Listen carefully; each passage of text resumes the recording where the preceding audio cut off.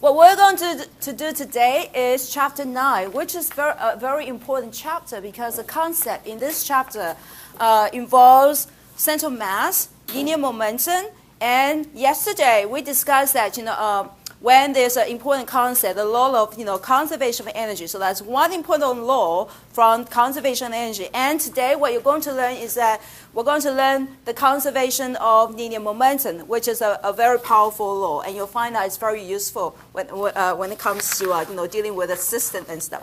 Now I have to ask you to sign the media release form. All right, so. Now, that said, previously, we discussed that when you have a particle that's moving with a velocity, it's very easy just to see what is the force acting on the particle. And then you find out what is if you know the mass of the particle, you can use Newton's law to find out the acceleration of the particle, right? So you've been dealing with just one single particle. Now, that said, now, if you have more than one particle, let's say the whole class, initially, that's just one student, but now you have 14 students present. So each one is going to have its own velocity. Each one is going to have its own movement, acceleration, and there might be forces acting on each one of you. So in that case, you have to think of this whole class as a system, and that system consists of many particles. So in that case, how do you find out the movement of the particles? Or is it is it the individual particle that we're interested, or we're more interested in the system's behavior? So in this chapter, you're going to learn that when you have a collection of particles and there interaction among the particles, or when there's external force acting on the particles, it is not the individual particle that you're interested in to find out the velocity, the acceleration, and the applied force on each individual particle. Instead, you want to look at this whole the collection of particles as a system. Okay. So in that case, let's say this whole class, each of you has your own mass. What is the mass of the system? And that's if there's external force acting on the classroom. Where does that force apply to? Apply on you, or on him, or on where? How do we find that? Okay, how do we find that? So this is why this is why we introduce the concept center of mass. Okay, so what is COM? Center of mass. Let's say on this x and y axis, okay, you have a particle. I say this particle has m1, and in a two-dimensional case, you have the position. Let's say it is located at position x1, and likewise in the vertical direction, it is located at y1. And we have another particle that say it has a mass m2 somewhere. So let's say this is mass m2, and the location of that mass, particle 2, this is the horizontal location, and this is the vertical location. So now you can look at this. This is a two-particle system. So you have two particles. Each particle has its own mass. Each particle has its own location. And let's say, so this is your system, and you apply force, external force on the system. Where does that force? Where do you apply that force?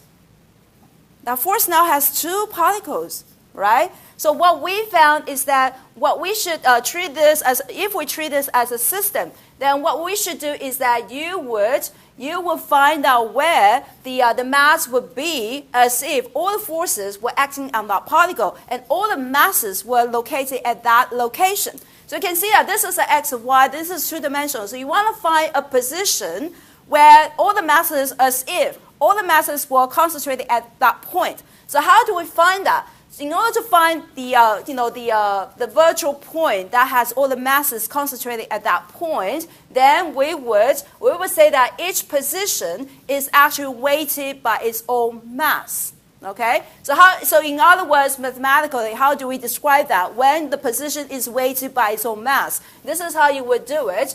We say that the x position, which is COM, the central mass, in the horizontal direction, can be found, and it's weighted. Each location is weighted by its own mass. So you have m1, and it's located at x1. So when you multiply them together, that is what we call weighted and divided by its mass. So you have the x1, m1, and then likewise for this particle, it is located at x2. So it has its own mass m2, and then plus x2, m2. So this is what we call the mass. The position is weighted by its mass, and then divided by the total mass of the system. So what is the total mass of the system? That will be m1 plus m2, right? So this is the x component of that position. So you can see that. So now, if this is bigger, and so you will find that the locations, the x location will be somewhere closer to m2 because the position is actually weighted by the mass. So because m2 is large, has a larger mass, so you will find that the xcom will probably be somewhere right here. Okay, in fact, it will be somewhere right here, closer to this one. So this is your xcom, and you can see that it is a position. Likewise, your YCON can also be found. So this is your YCON. And how do we find the Y component of the central mass? Again, it is weighted by its own mass. So you have the YCON, which is equal to position of mass 1 plus position of mass times the mass 2, and then divided by the total mass of the system.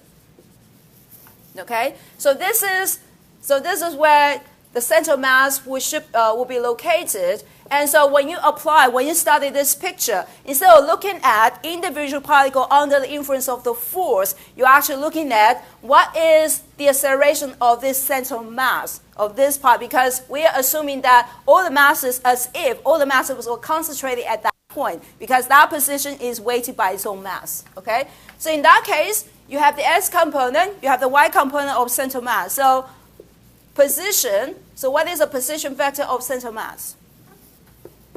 What is your R? RCOM. If you have the S component, you have the Y component. Wouldn't that just be S component, I hat, and the Y component, J hat, right? So this is your position vector of the COM, okay? This is where you have a two-particle system. What if now you have like more than two particles? How do you based on this? We should be able to to have a generalized form. So the generalized form of XCOM or YCOM is this. That will be that. So XCOM. If you have if you have a lot of particles, then this is how you would do. In the numerator, you can see that it is position times the mass. So you will have summation, depending on how many particles that you have. And so we're using the running variable I here, so that your I can run from 1, 2, 3 until let's say you have 14 particles. So I is so you have x1 times n1 plus x2 plus times n2 and so forth. And then divided by the total mass of the system. So for the total mass of the system, I'm just going to use a capital M to indicate that's the total mass of the system, which is summations of all the masses. Okay, so you have xi, mi. You're adding all the components together and then divided by the total mass. Okay, so this is your generalized form when you have more than two particles. Likewise, the YCOM is equal to the summation of yi, mi, and over the capital M. Okay, so that's basically the generalized form based on the simple examples here. Okay, all right, so we now have the central mass. This is position. How do we find the velocity if you know the position? How do you find velocity? This is what you learned from chapter 2. How do you find velocity when you have position? You take the derivative, right? Because your velocity is the time rate of change of position. So once you have your position, then you can find the velocity. So this particle, because if there's a force acting on it, so it's going to experience velocity change. Also, it's going to experience acceleration. So we need to figure out what is the expression for the acceleration, what is the expression for velocity when you are dealing with central mass instead of an individual particle. Now it's a central mass. So in that case, your velocity, the velocity is a vector. So we're going to say the velocity of central mass is basically equal to dr COM and then dt, the time-related change of position. Now, the position vector, of course, is this. You have the x component r hat plus the y component j hat. So it's a vector. And then when you take the time derivative of the position vector, that will give you the velocity. So that will just basically equal to the time-related change of the position. So you say, wait, we haven't learned derivatives. This is like over our heads. So that's okay. We have another definition to find the velocity of center mass, which is very similar to this. Again, the velocity is weighted by the mass. So let's say this particle is moving at velocity v1, and this particle is moving at velocity v2. There's another way to calculate the center mass of velocity, and which is your VCOM, which I'm going to use the vector because it is now two-dimensional. So you have your m1, so you have m1, you have your m1, v1, the s component, okay, and then plus m2, v2, the s component over the total mass of the system. So this is the I component, and the y component, if it's two-dimensional, then you have mass 1 and then v1y, the vertical component of v1, and then plus m2, v2y over the total mass, and then j hat. So you can see that the s component and the y component, they are exactly the same, except that in this case, you change the symbol. This is the x component, and that's your y component, okay? And so you have the v1, m1, v1, and then m2, v2. So that's basically, if you're just dealing with one-dimensional, you can just drop the x. So that's just m1, v1 plus n2, v2 over n. You can see that it's exactly the same like this. M1, so instead of just x, you're actually replacing that with the v. So once you have the velocity of center mass, how do we find the acceleration of center mass? When you have applied force, there is an acceleration, yes. Take the second derivative of the position, or take the time derivative of the velocity, right? Because your acceleration is the time derivative of the velocity, or the second derivative of the position. So let's do that. So once you have your acceleration, by definition of center mass, it's just the time rate of change of the velocity. Okay? But it's not just any velocity, it is the center mass velocity. So again, this is based on, if you know the expression of velocity as a function time, then you can actually calculate the acceleration. A lot of times you'll just be given the acceleration. For example, let's say this particle has acceleration a1, and this particle has the acceleration a2, and I'm expressing it in vector form because your acceleration might have the x component and y component. So in that case, your acceleration, how do we calculate the acceleration? Based on this, then you would just say that, replace. So you can just use this equation, but replace your x with a, and that will work. So you have the COM. So let's say the s component, that will be your a1 in the s component of, the first one, m1, and then plus a2x m2, and over the total mass of the system, okay?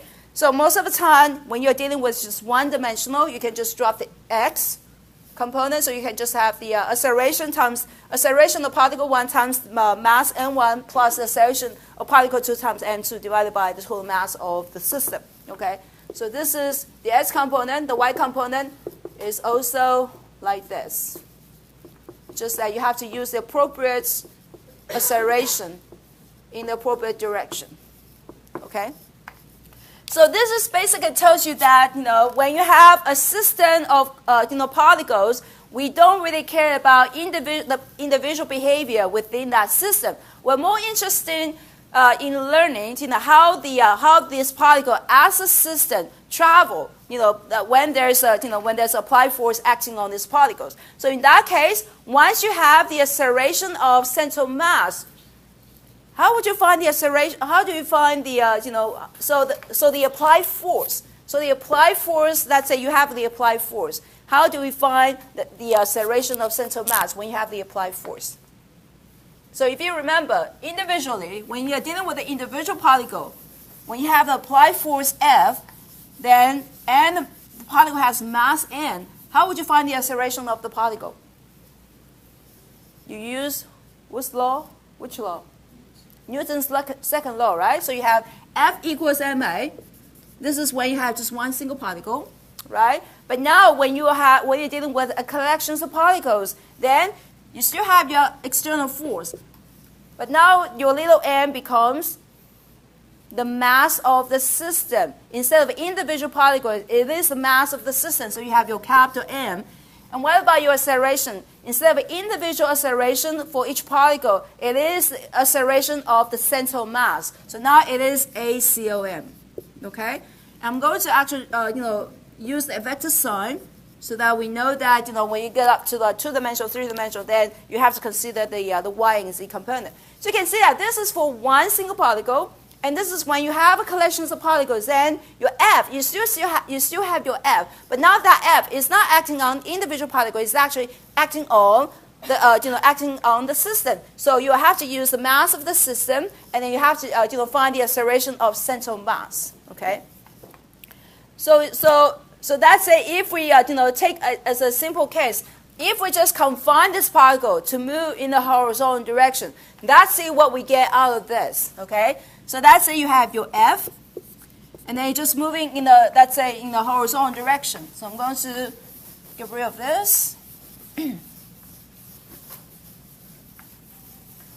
So let's say you have a particle that's moving, moving in this direction, and another particle in that direction. So they are all in the horizontal direction, or some maybe in that direction, whatever. But then you have many particles.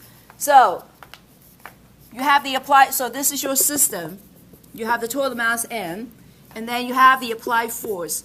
So as I mentioned, you have to, like each particle, I should draw in the horizontal line, not in the vertically. So let's say this is horizontally.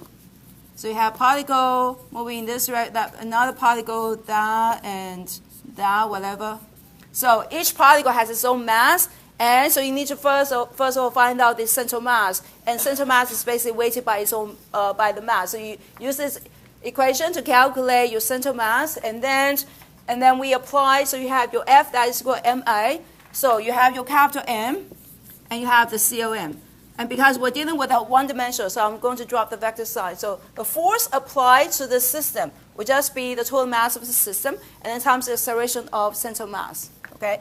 Now, what I'm going to look at is that we know that when you have central mass with the collections of these particles, so I'm going to drop the x, just make it make it look simpler. So we have ACOM, that's A1. If the particle 1 has acceleration, A1, and particle 2 has acceleration of M2, and let's say if we confine ourselves to let's say 3 particles, so you have your A3 and then M3. Just take, for example, 3 particles. So you have A1, M1 plus A2, M2 plus A3, M3, and then divided by the total mass of the system, which is M1 plus M2 and plus M3. So you can see that when you multiply M, when you multiply capital N on both sides, this one will give you this, right? And this one will just go away. So we got this. So what is this? That is the force, right? That external force. So in other words, that gives you force. So what you see here is that the external force, when you're acting on the central mass, is a collection, is a summation of A1, M1 plus A2, M2 plus A3, M3. What is A1 times M1? What is acceleration times mass? That is a force, right? Okay, so we call this, so let me erase this. We call this the force acting on, I can use capital, the force acting on particle 1, and then plus the force acting on particle 2, and the force acting on particle 3. Now, because I'm assuming that they all moving in the rightward direction and it's horizontal, so you can see that I don't have any vector sign. But to be rigorous, you will have to put a vector sign of all the vectors. Okay, so you can see that in fact we can actually bring them in. So the external force acting on the center of mass is basically equal to the summations of all the forces, and that force, your F1 is a force acting on particle 1, your force F2 is F2 is a force acting on particle 2, and so forth. So to be rigorous, that will be this, because they might be different, in different direction. Okay, so you can see that the external force is the summations of the individual forces, which makes sense, right? Individual force, that's you apply force, and then this experience F1, this experience F2, the summation of these forces basically equal to the external force. Okay, and then so you can, but then you can calculate the central mass to do that. So this is just give you an idea about how this central mass and capital N times ACON in relation to individual ones. So the summation of this, the summation of each individual forces give rise to the total force acting on the system. When you look, if you look, closely, then you see that your F1 is equal to A1 M1, and then by adding all these terms together, that is a definition of, the definition of central mass of the acceleration. Okay. Any questions so far? All right, so this is just basically definition. Again, I think what you for the beginner, for all the physics beginners, what you really need to know is that what are the definition? What is the definition for this? Because like yesterday we had a quiz, and you asked to find work.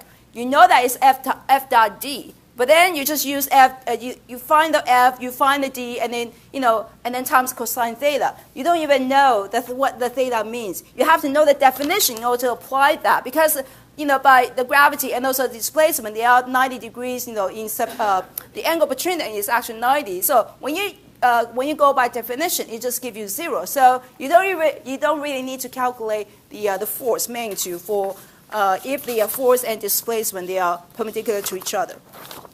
So you can see that if you go by the definition, you will save you a lot of time, because yesterday the quiz would have taken you what, 2 minutes, about, right?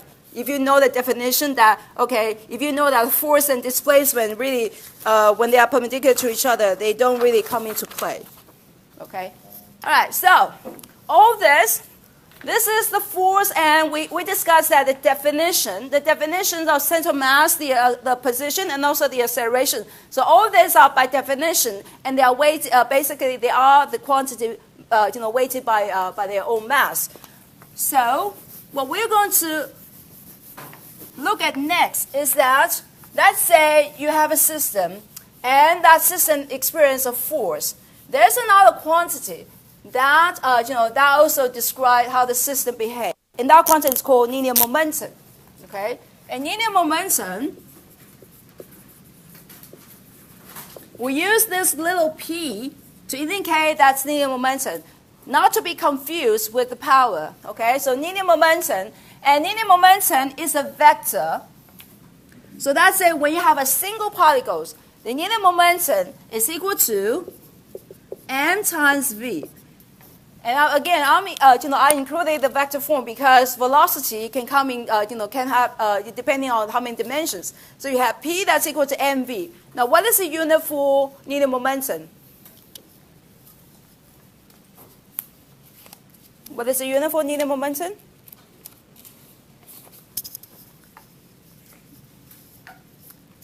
You know what I want to